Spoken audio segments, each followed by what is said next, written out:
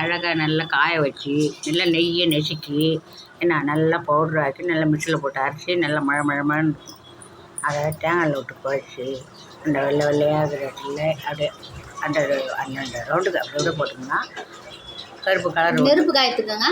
நெருப்பு காயத்துக்குங்க. இல்லை சாதா கீழே வந்து பசங்க அடிப்படுது, எந்த காயத்துக்கு போய்க்கலாமா? எந்த காயத்துக்கு வேணாலும் வெள்ளையாக இருந்தால் வைக்கலாம். இந்த மாதிரி வெள்ளை குஷ்டம்னு சொல்கிறாங்களா, அது மாதிரி வெள்ளையாக ஆகிட்டுல ஒரு இடம் மட்டும் அதுவும் வைக்கலாம்.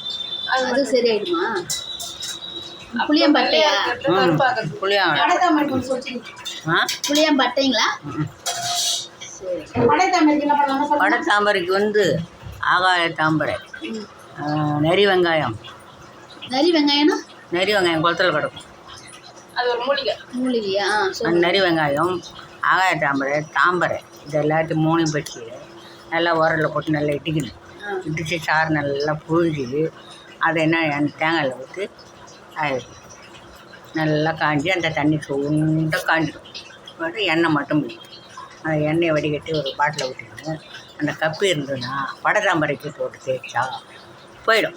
அந்த எண்ணெயை வச்சுன்னு யார் கேட்குறாங்கன்னா கொடு விலைக்கு. அதான் அந்த எண்ணெய் எது யூஸ் பண்ணலாம்? அதுக்கு தான் வடை தாம்பரைக்கு தான்.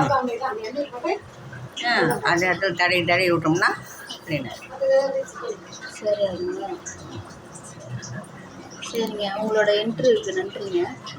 சரிங்க, குட் மார்னிங். தேங்க்யூங்க.